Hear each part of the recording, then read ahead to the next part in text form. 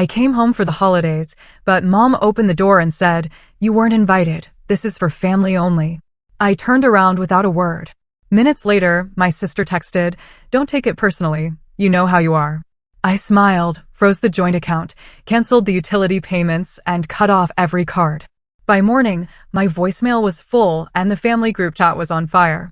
Imagine driving 5 hours, a trunk full of carefully wrapped gifts, your heart bursting with a desperate hope for connection. Then, your own mother opens the door, looks you in the eye, and whispers words that will forever echo in your soul. You weren't invited.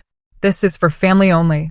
The tears hadn't even begun to freeze on my cheeks when my sister, Stephanie, texted, "Don't take it personally. You know how you are." That was the exact moment I smiled. A dark, resolute smile. Because then I knew. I knew exactly what needed to happen next. Growing up in Lakeside, Michigan, looked like a postcard on the surface. We had all the small-town charm, apple festivals, Friday night football, neighbors who knew your business before you did. But behind our faded blue house, with its sagging porch, my family life was anything but idyllic. My mother, Patricia, barely 5'3", was the undisputed queen of our chaos. What she lacked in height, she made up for in the sharp, stinging whip of her words. She had this particular talent for making me feel like an utter inconvenience, a constant burden from my earliest memories. My father, Robert, was her polar opposite, tall, soft-spoken, and perpetually exhausted from his factory job. He chose peace at any price, even if that price was his own backbone. And then there was Stephanie, my younger sister, born 3 years after me with those perfect golden curls and an uncanny ability to effortlessly work our family system to her advantage. "Rebecca, why can't you just be easy like your sister?" That became my mother's constant, grating refrain throughout my childhood. Easy meant compliant. Easy meant never questioning. Easy meant accepting that Stephanie deserved the last piece of cake, the new school clothes, and the unconditional affection I craved but never, ever received. Money, you see, was always a tightly knotted rope around our necks. My father's factory had been threatening layoffs for as long as I could remember, and my mother's part-time pharmacy income barely covered groceries.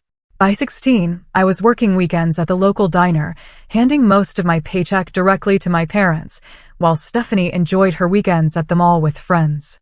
"This is just how family works, Rebecca," my mother would say, accepting my earnings as if it were her due. "We all have to make sacrifices." Somehow, those sacrifices always seemed to fall heaviest on my shoulders.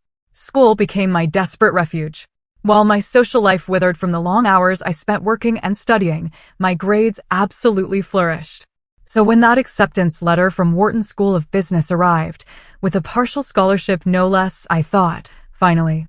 I thought my mother might, for once, show a flicker of pride. Instead, she looked at the envelope as if it contained a death notice. "Philadelphia? That's just selfish, Rebecca. Your father could lose his job any day now. What about your family?" But for the first time in my life, I put myself first. And though the guilt followed me all the way to Pennsylvania, a cold, persistent shadow, I went anyway. Even hundreds of miles away, I couldn't escape the suffocating family dynamic. Monthly calls home were filled with subtle reminders of my absence during their hardships, veiled accusations of abandonment wrapped in heavy sighs and pregnant pauses. Despite it all, I still sent money home. When my father finally did lose his factory job during my sophomore year, I immediately set up a joint account with my mother and deposited a portion of my work-study money every single month. It wasn't much, but it helped keep the lights on. My roommate, Tasha, thought I was absolutely insane. "They're adults, Rebecca. They should be helping you through college, not the other way around." I just dismissed her concerns. "You just don't understand how things work in my family," I'd say, a familiar ache in my chest. After graduation, I landed a position at a financial advisory firm in Boston. The starting salary was more money than my parents had ever seen, and I felt this overwhelming sense of responsibility to share my good fortune. When Stephanie decided she wanted to attend Michigan State, I paid her tuition in full. When my parents' roof leaked, I paid for the repairs. When their car broke down, I financed a new one.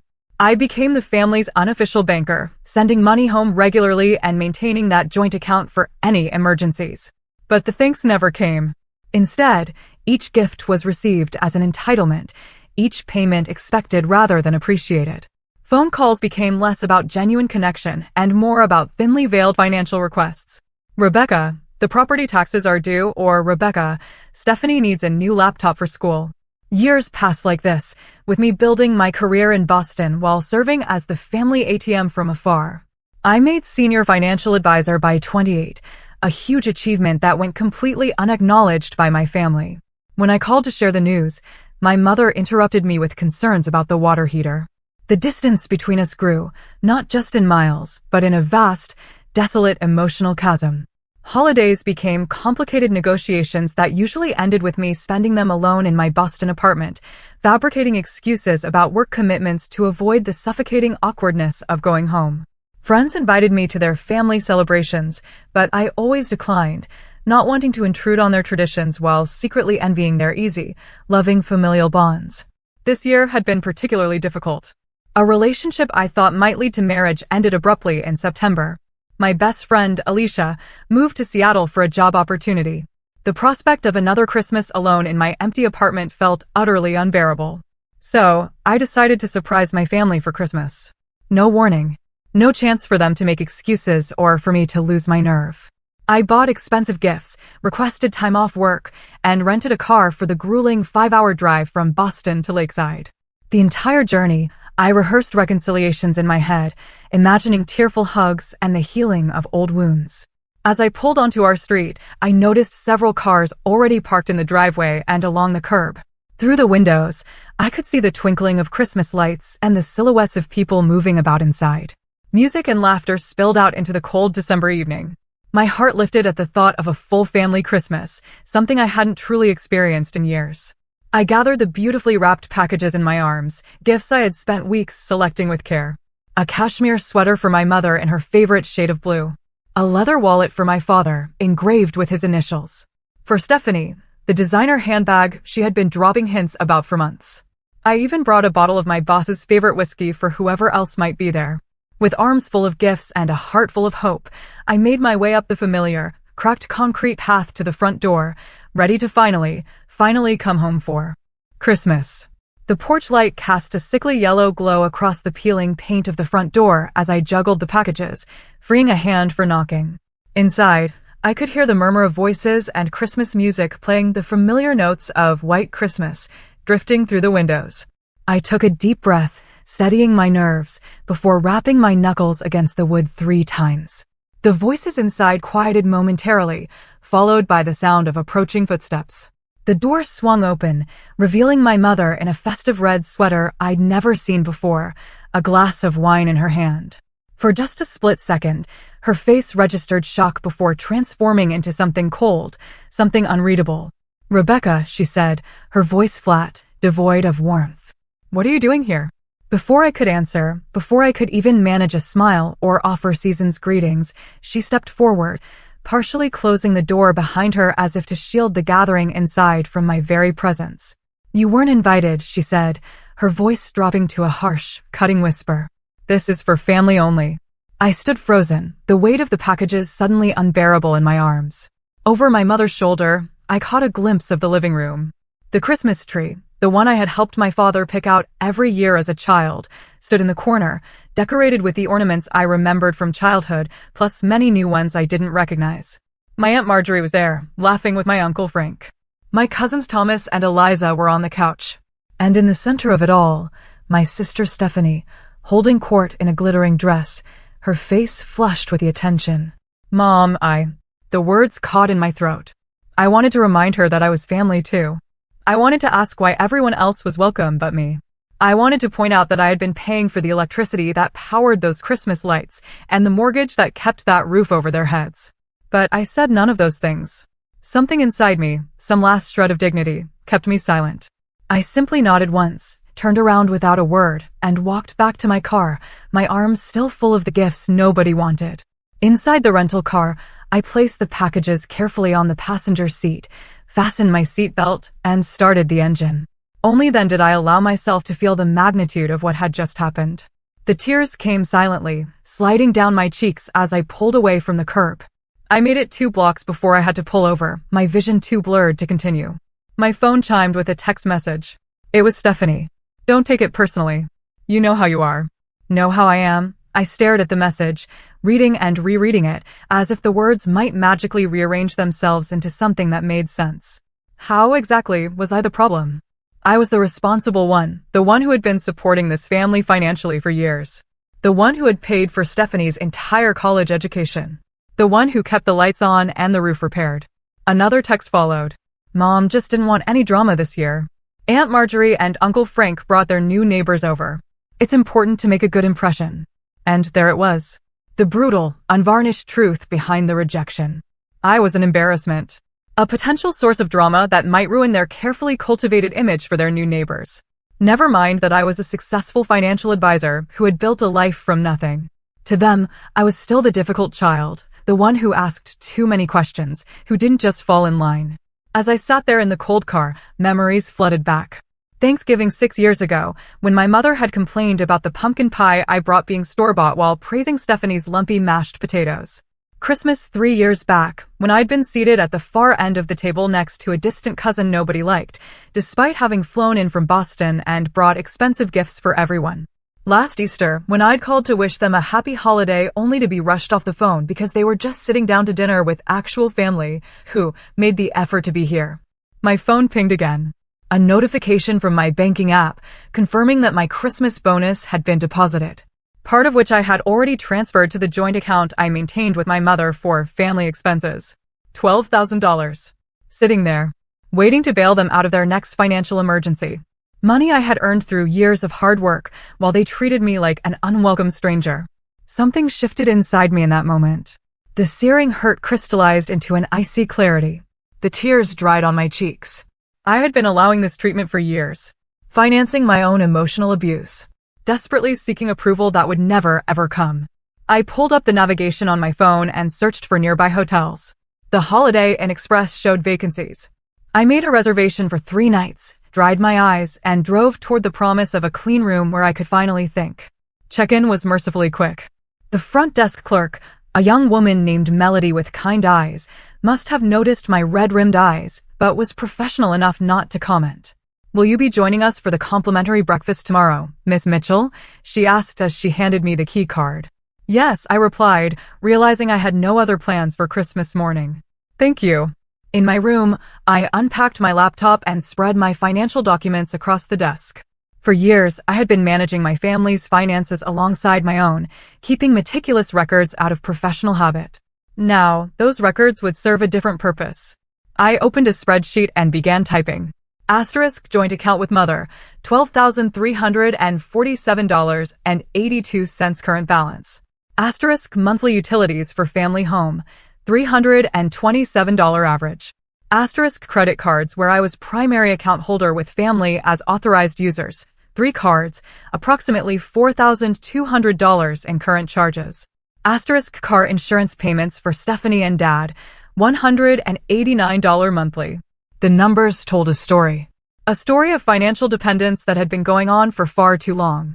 As I worked, a strange, profound calm settled over me. This wasn't about revenge. It was about boundaries that should have been established years ago. It was about self-respect. It was about finally acknowledging that I could not buy the love and acceptance I craved from people unwilling to give it freely.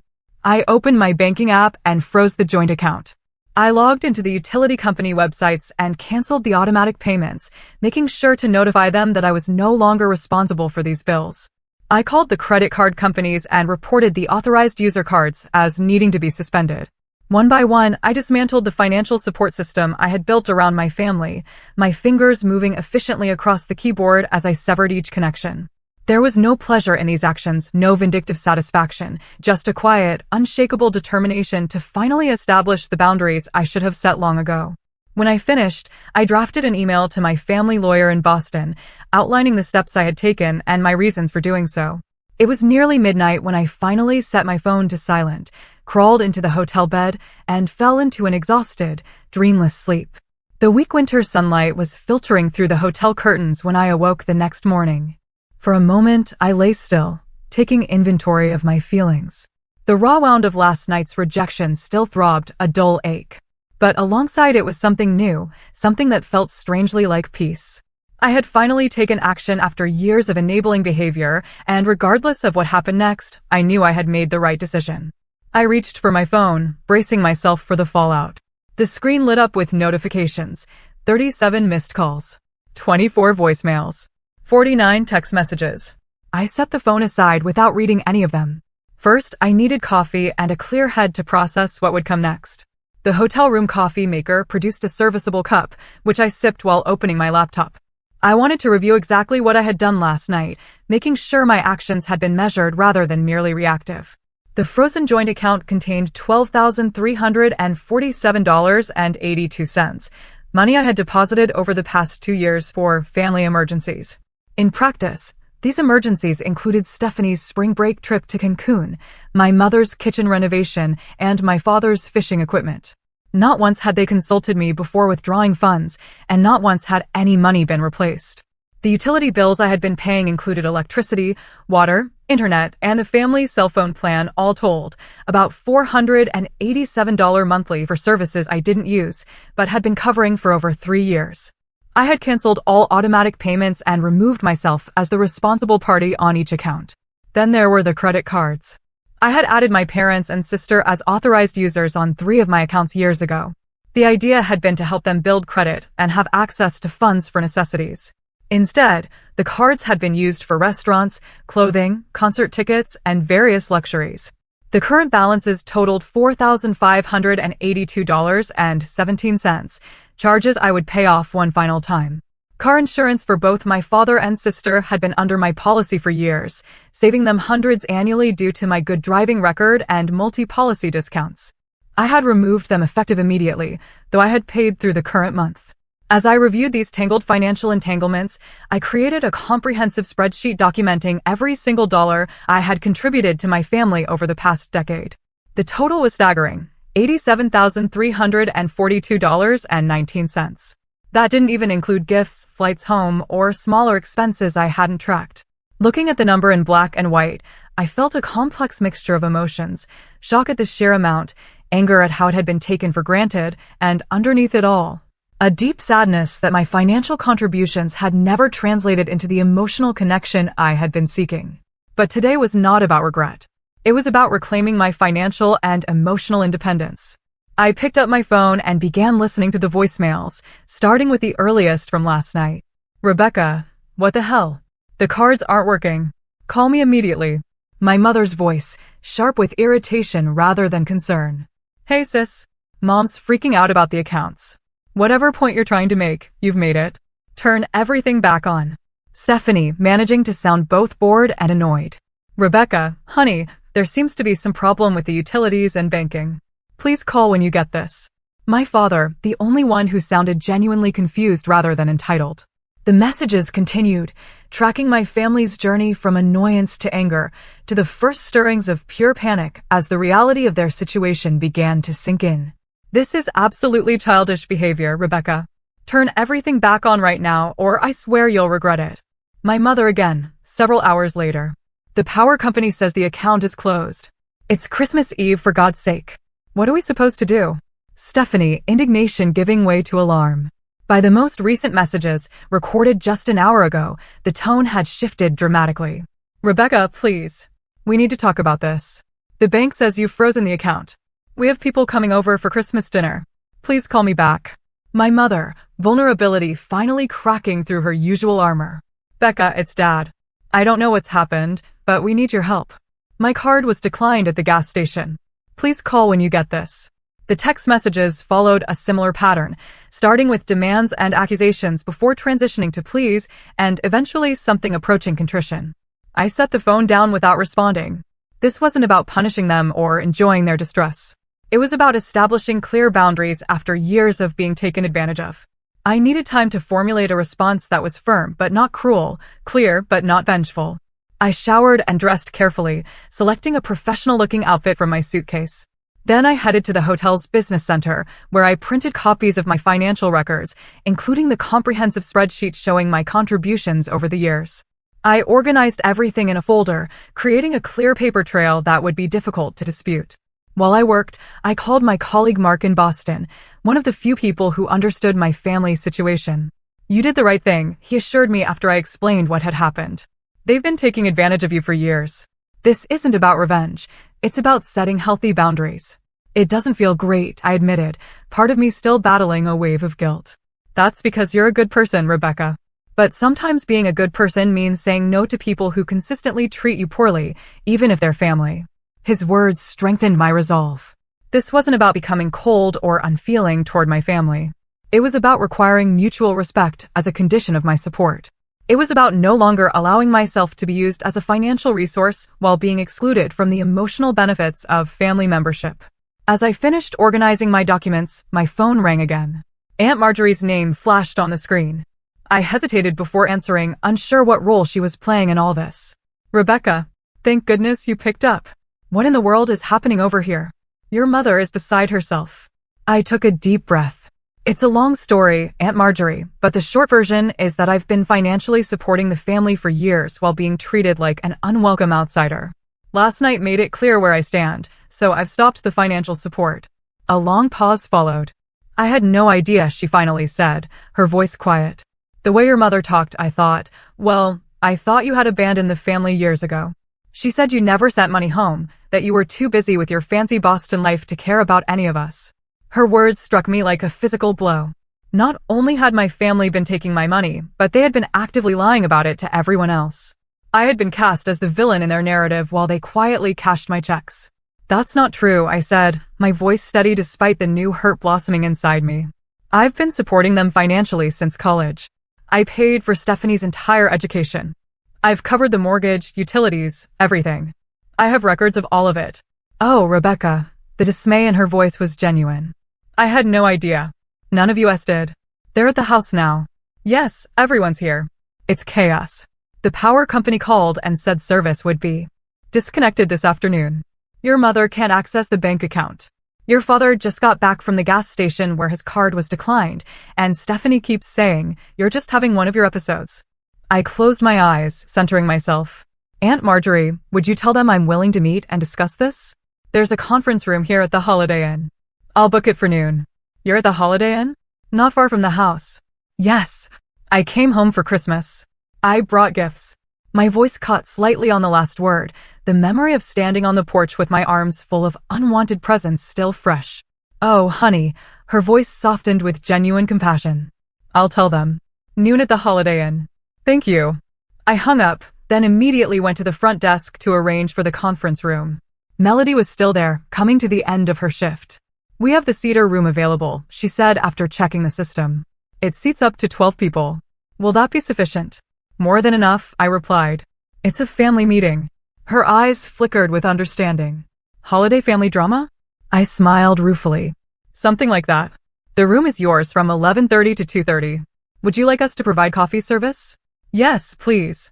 And water. As I walked back to my room to prepare for the confrontation ahead, I felt strangely calm. For the first time in my adult life, I was taking control of the narrative. Whatever happened next, I would no longer be the family ATM, silently funding my own exclusion. By 11:45, I was settled in the cedar room, my documents arranged neatly on the conference table.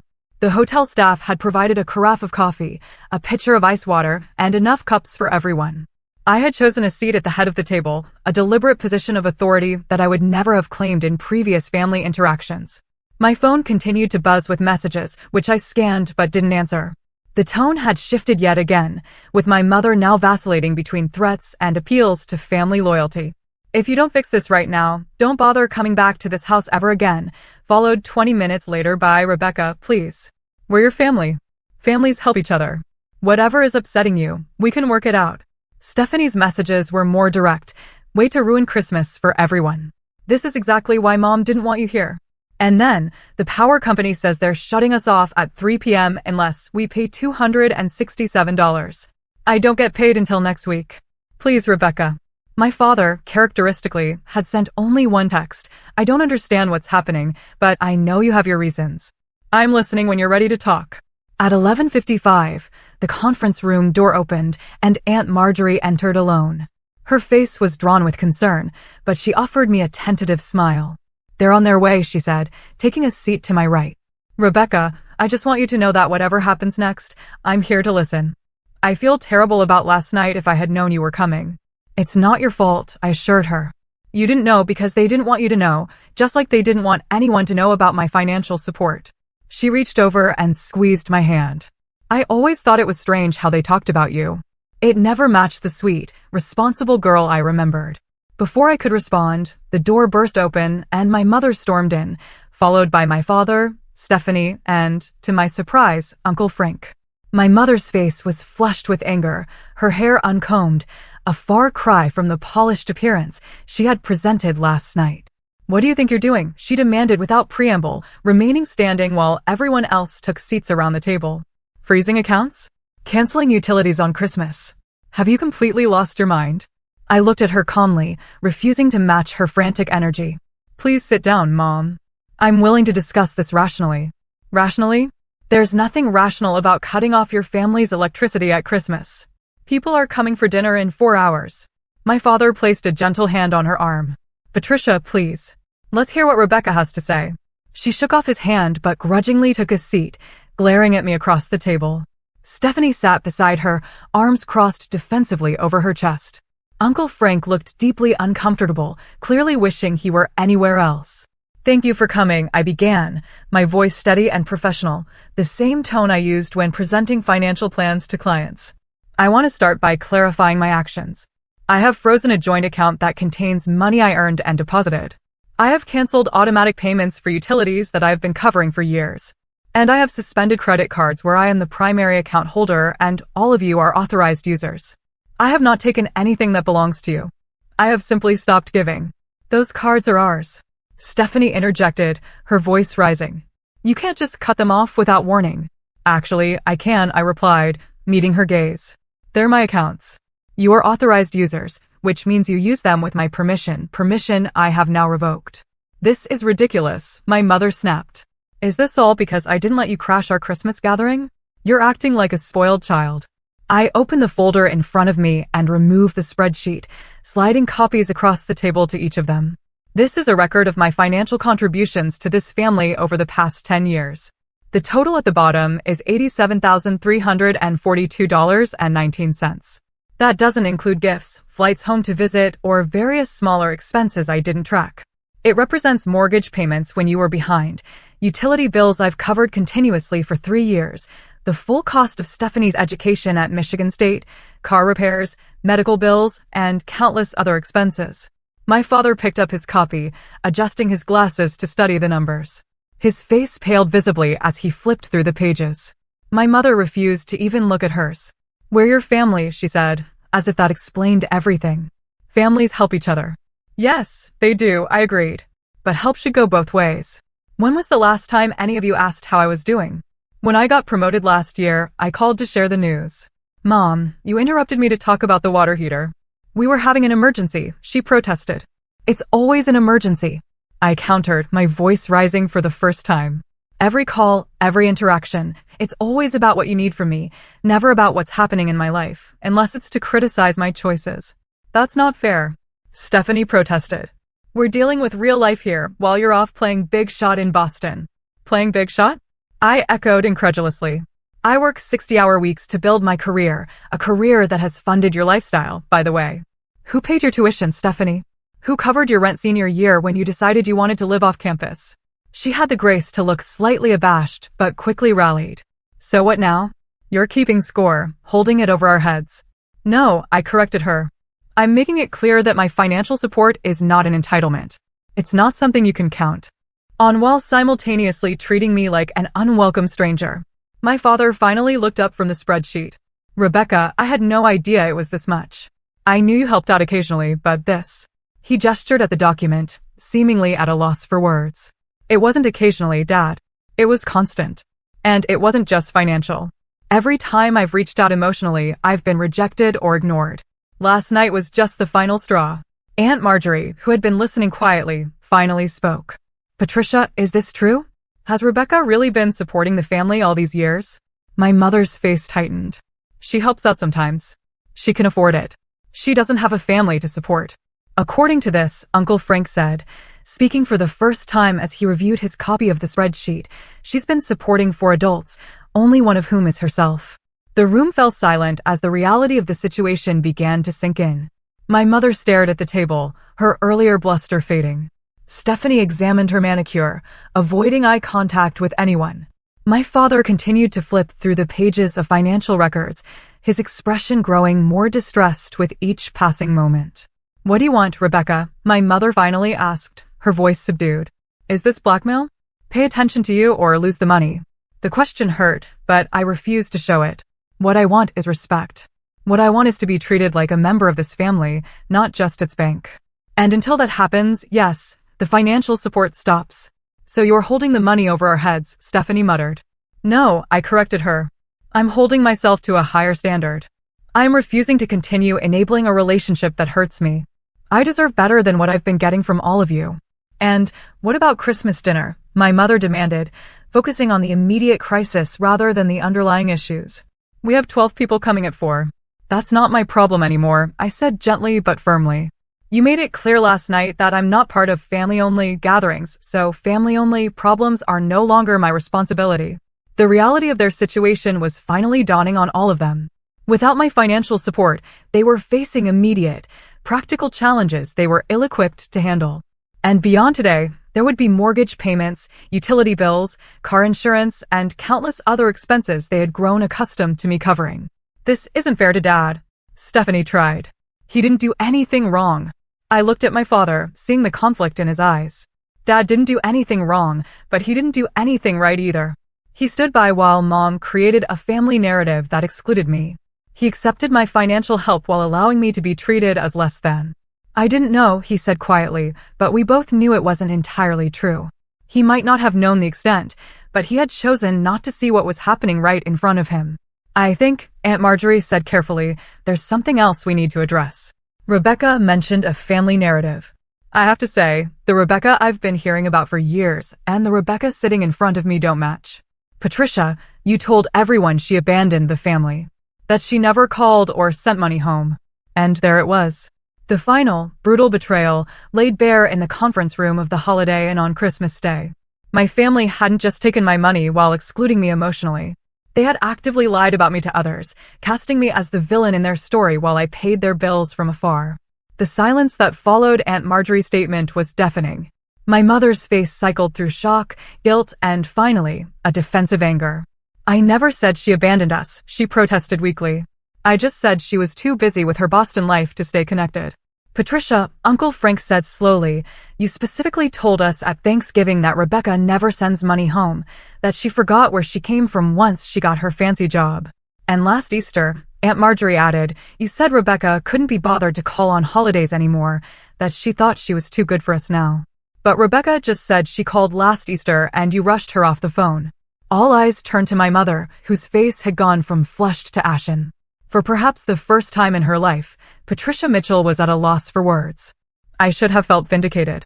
Instead, I just felt tired. Tired of the games. Tired of the manipulation. Tired of seeking approval from people determined to withhold it. "It doesn't matter now," I said quietly. "What matters is where we go from here." Exactly. My mother seized on this, eager to move past her exposure. "We need to resolve this immediately. Christmas dinner is in a few hours." "Mom," I said, making direct eye contact with her, "you're still not hearing me. There is no immediate resolution that involves me turning everything back on and things continuing as they were. That relationship is over." "What are you saying?" Stephanie asked, a note of panic entering her voice. "You're cutting us off forever because Mom didn't let you crash Christmas?" "I'm saying that our relationship needs to fundamentally change before I provide any further financial support. This isn't about last night. Last night was simply the breaking point after years of being used for my money while being emotionally excluded." My father, who had been unusually quiet, finally spoke up. "Rebecca's right." His voice was soft but clear. "We've been taking advantage of her. I've been taking advantage of her. And I'm ashamed." My mother turned to him, betrayal written across her features. "Robert, whose side are you on?" "This isn't about sides, Patricia," he said, his voice gaining strength. "It's about the truth. Our daughter has been supporting this family for years, and we've been treating her like an outsider. Worse, we've been lying about her to the rest of the family. How can you not see how wrong that is?" It was the first time I could remember my father standing up to my mother, and the shock of it seemed to reverberate around the table. Stephanie stared at him with wide eyes. Uncle Frank shifted uncomfortably in his chair. Aunt Marjorie gave a small nod of approval. "I've made mistakes," my father continued, his voice growing stronger. "I allowed the situation to develop because it was easier than confronting it. I accepted financial help without acknowledging it because acknowledging it meant admitting I wasn't providing for my family the way I should have been. My pride and my weakness have hurt my daughter, and I'm deeply sorry for that. Tears pricked at my eyes, but I blinked them back. This moment of honesty from my father was precious, but years of experience had taught me to be cautious about hope where my family was concerned. So what now? Stephanie asked, looking between our parents and me. Are we just supposed to lose our electricity and miss our mortgage payment because Mom was rude to you? No, I said firmly. You're supposed to take responsibility for your own finances, like the adults you are. Mom is 56, Dad is 58. You're 26 with a college degree I paid for. There is no reason why all of you can't support yourselves. In the middle of winter, right after Christmas, my mother protested. I'm not suggesting you figure everything out today. I'll make a one-time payment to keep the utilities on through January. I'll cover next month's mortgage payment. That gives you 30 days to make new arrangements. And after that, my mother pressed. After that, financial support will be tied to rebuilding our relationship on healthier terms. I'm willing to help in true emergencies if I'm treated with respect and included as a genuine member of this family. Not just when you need money, but all the time. This feels like blackmail, Stephanie muttered. Aunt Marjorie had apparently heard enough. Stephanie Jean Mitchell, that is enough. Your sister has been supporting this entire family while being shut out and lied about. She has every right to set boundaries. Frankly, if I were in her position, I would have cut you all off years ago without any conditions for future support. Stephanie had the grace to look abashed under our aunt's stern gaze. I agree with Marjorie, Uncle Frank said. Rebecca is being more than fair here. My mother, seeing the tide of opinion turning against her, shifted tactics. Of course we want you in our lives, Rebecca. You're my daughter. I love you. If there's been any misunderstanding about that, I'm sorry. Now, can we please resolve the immediate crisis? We have guests coming. The insincerity in her voice was palpable. This wasn't genuine remorse, it was pure damage control. She wanted access to my money restored without having to make any meaningful changes to our relationship. I'll call the utility companies today, I said, refusing to be manipulated by her fake apology. The accounts will be transferred to your name within the next 30 days, with the next 30 days paid in full. That should get you through Christmas dinner and give you time to make arrangements going forward. And the joint account? My mother asked. Remains frozen for now. I'll release funds for the January mortgage payment directly to the bank. What about the credit cards? Stephanie asked.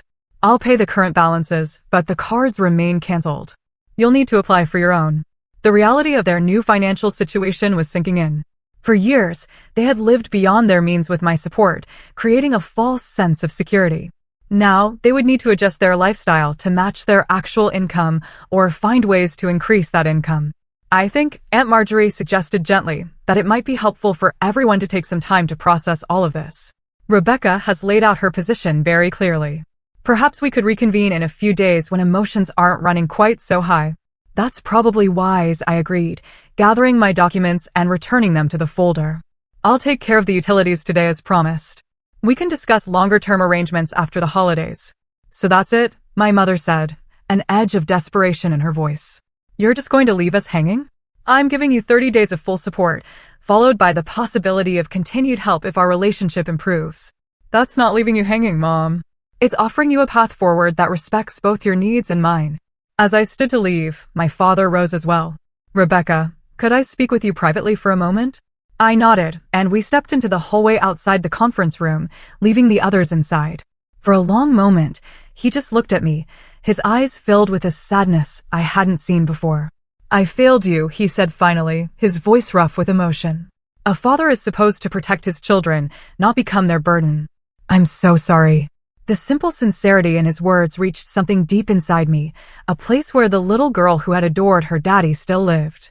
I never saw you as a burden, Dad. But I was. I am. And worse, I didn't protect you from your mother, from the way she treated you. I told myself it wasn't that bad, that all mothers and daughters have difficult relationships, but I knew, deep down, I knew it wasn't right. Why didn't you ever say anything? He sighed heavily.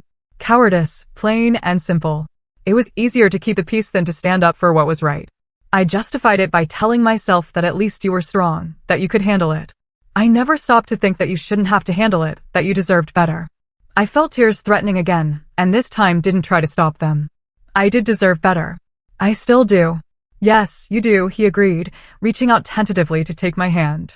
I can't change the past, but if you'll let me, I'd like to try to be a better father going forward. Not for the money, but because I love you and I'm proud of the woman you've become despite everything. I squeezed his hand, allowing myself to feel a cautious hope. I'd like that, Dad.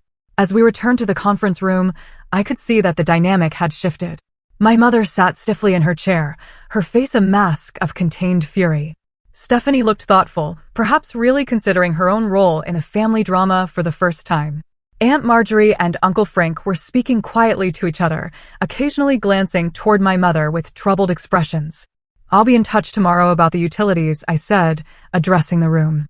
Merry Christmas, everyone. As I turned to leave, Aunt Marjorie rose and followed me into the hallway. Rebecca, wait. I'd like to come with you, if that's all right. I looked at her in surprise. You don't need to do that, Aunt Marjorie. I know you are. You're remarkably strong. But no one should be alone on Christmas, especially after all this. Unless you'd prefer to be alone. The kindness in her offer brought fresh tears to my eyes. Actually, I'd love the company. As we walked toward the elevator, leaving my parents and sister behind to face the consequences of years of manipulation, I felt lighter somehow. The hurt wasn't gone, but alongside it was a new sense of freedom. For the first time in my adult life, I had set a boundary and held firm, refusing to sacrifice my well-being for people who didn't value me. It wasn't the Christmas I had imagined when I'd driven to Michigan with a car full of gifts and hope. It was something altogether different and possibly more valuable, the beginning of genuine change. Aunt Marjorie and I spent the remainder of Christmas Day in my hotel room, ordering room service and talking more openly than we ever had before. She shared memories of me as a child that were warm and loving, so different from my mother's constant narrative of me as difficult and demanding. You were such a thoughtful little girl, she recalled as we shared a slice of the hotel's surprisingly decent chocolate cake. Always making cards for everyone, always the first to notice if someone was feeling sad. Patricia never saw that side of you, or if she did, she never acknowledged it. Why do you think she's always been so hard on me? I asked, the question that had haunted me for as long as I could remember. Aunt Marjorie sighed, setting down her fork. I have theories, but no definite answers. Some of it might be that you remind her of herself, the parts of herself she doesn't like. You're strong-willed, independent, ambitious, all things Patricia might have been if her life had taken a different turn. Mom? Ambitious? Oh yes.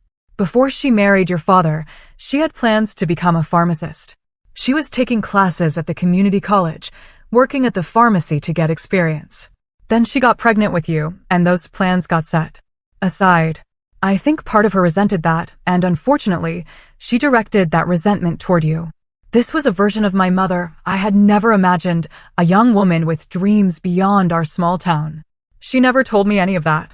Patricia isn't good at vulnerability. Never has been. It's easier for her to be angry than to admit to regret or pain. Aunt Marjorie reached across the table to pat my hand. That doesn't excuse how she's treated you, not at all. But sometimes understanding helps with the healing. We were interrupted by my phone ringing. Uncle Frank's name appeared on the screen. Rebecca, is Marjorie with you? She's not answering her phone. Yes, she's here. Is everything okay? He sighed heavily. Depends on your definition of okay. The Christmas dinner is canceled. Your mother called everyone and made up some story about a gas leak in the house. The truth is, she's been having a complete meltdown since you left. I'm sorry about the dinner, I said, meaning it. I hadn't wanted to ruin everyone's holiday. Don't be. This has been a long time coming, to be honest. I'm glad it's all out in the open now. I put the phone on speaker so Aunt Marjorie could hear. What's happening at the house? She asked. Patricia locked herself in the bedroom for a while. When she came out, she announced the dinner was canceled and started calling everyone. Stephanie left about an hour ago, said she needed space to think. Robert is sitting in the kitchen staring at that spreadsheet Rebecca made. I think he's in shock. And you? I asked. I'm processing, he admitted. It's a lot to take in. All these years we thought, well, Patricia gave us a very different picture of you and your relationship with the family. Finding out it was all a lie, that you've actually been supporting them financially while they shut you out, it's going to take some time to wrap my head around it. After we hung up, Aunt Marjorie and I sat in silence for a few moments, absorbing the update. Finally, she spoke. You know, I've always had my doubts about Patricia's version of events. The Rebecca she described never matched the niece I knew. But I didn't push hard enough for the truth, and I'm sorry for that. You couldn't have known. Perhaps not the details, but I sensed something wasn't right. I should have made more of an effort to maintain our relationship independently of your mother. We can do that now, I suggested, surprising myself with how much I wanted that connection. Her face brightened. I like that very much. We spent the rest of the afternoon really talking, about our lives and experiences. It turned out that Aunt Marjorie, my mother's older sister, had also experienced Patricia's difficult personality throughout their childhood. Many of the dynamics I had faced with my mother had played out between the sisters as well. The difference is, I could leave, Aunt Marjorie explained. I could create distance when Patricia became too much. You were a child. You had no such option. As evening fell, my phone began ringing again. This time, it was Stephanie. Can we talk? She asked, her voice lacking its usual confidence. We're talking now, I pointed out. In person, I mean. I'm actually in the hotel lobby. I glanced at Aunt Marjorie, who nodded encouragingly. Come up to room 314. A few minutes later, a knock at the door revealed my sister, her eyes red-rimmed from crying, her usual perfect appearance slightly disheveled.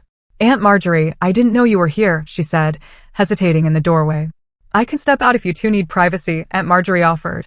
No, it's okay, Stephanie said, entering the room and perching uncomfortably on the edge of the desk chair. I needed to talk to Rebecca. I waited, giving her space to find her words. I've been thinking about everything that happened today, she began haltingly. About all the things you said, the spreadsheet, everything. And I realized that I've never thanked you properly. For paying for my education. For any of it, really. It wasn't quite an apology, but it was a start. Why did you go along with Mom's lies about me? I asked, the question that had been burning inside me since the revelation in the conference room. Stephanie looked down at her hands. It was easier, she admitted.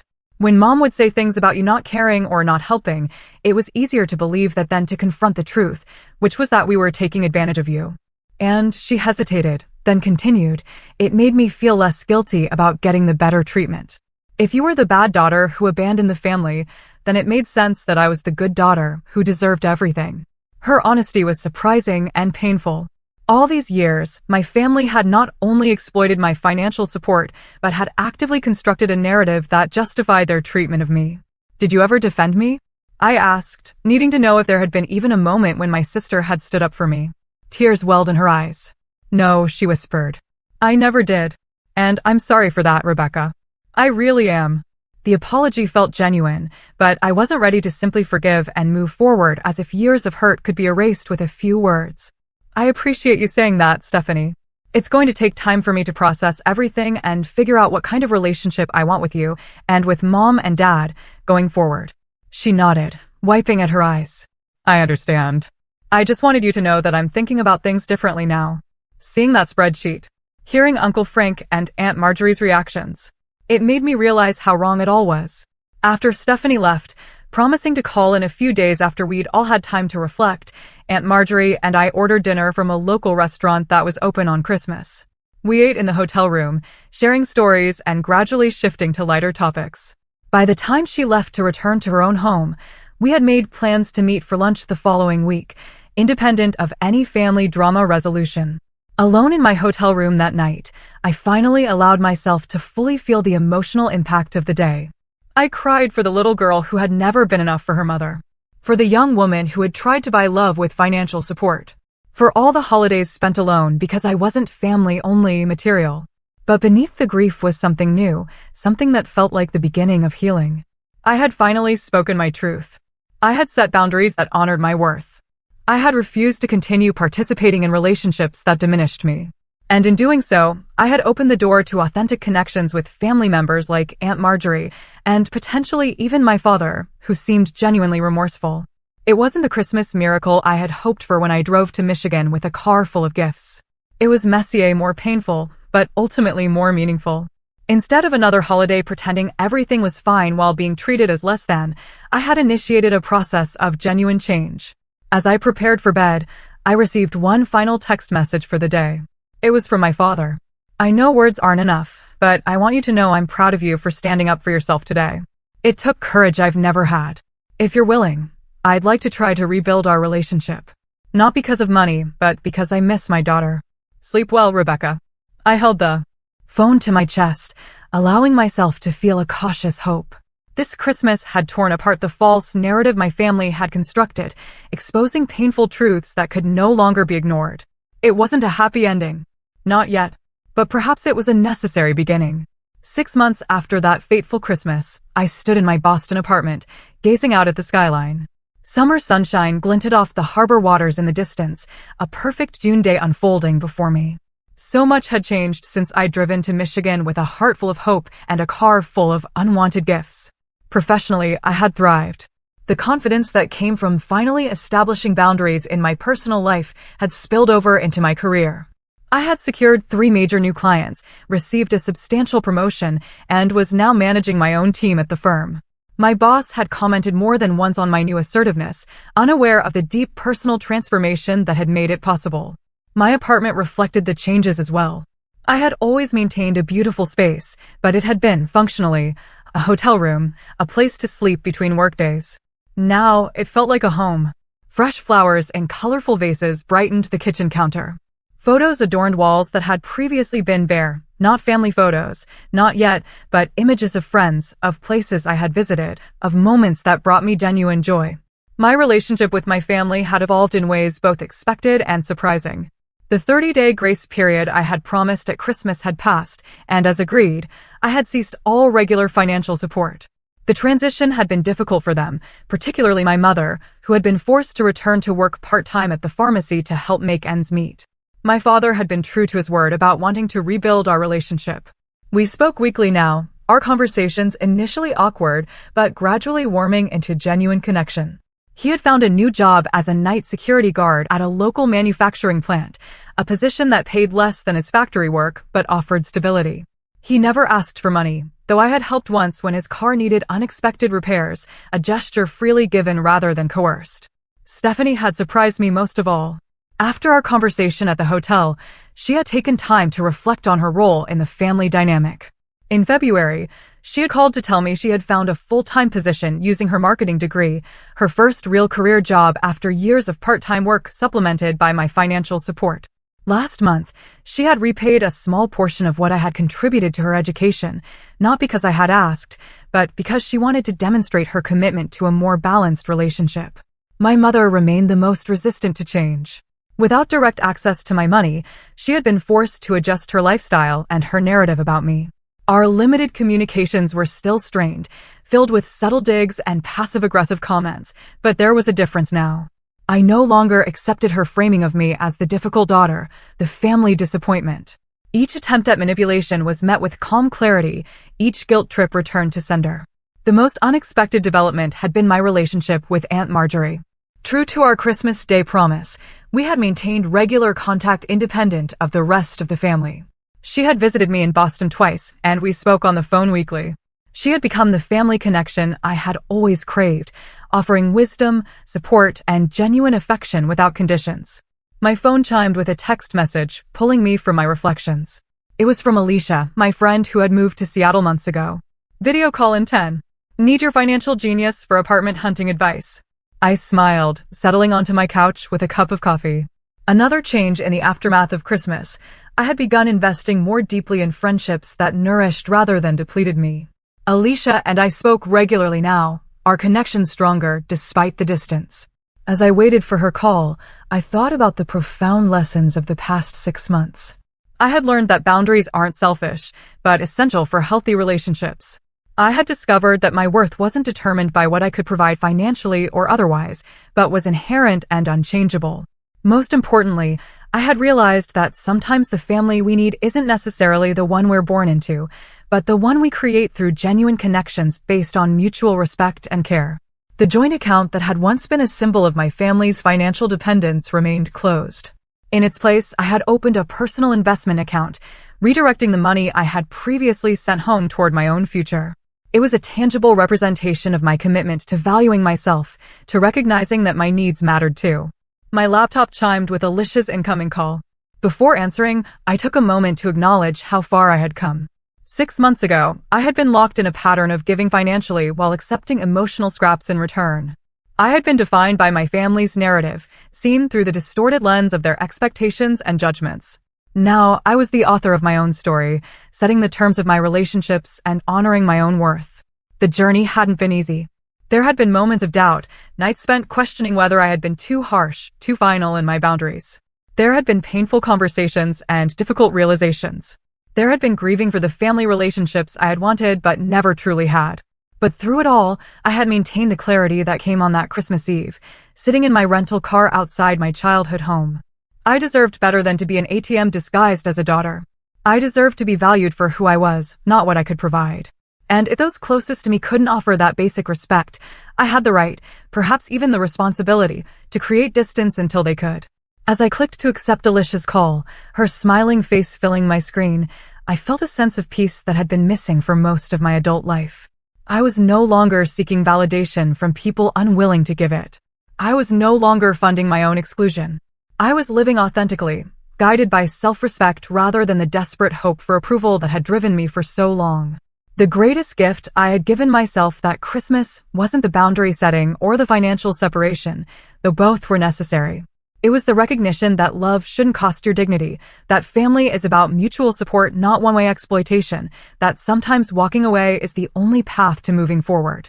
I had come home for the holidays and been told I wasn't invited. That gatherings were for family only. In the painful aftermath of that rejection, I had found something more valuable than inclusion in a toxic system. I had found myself.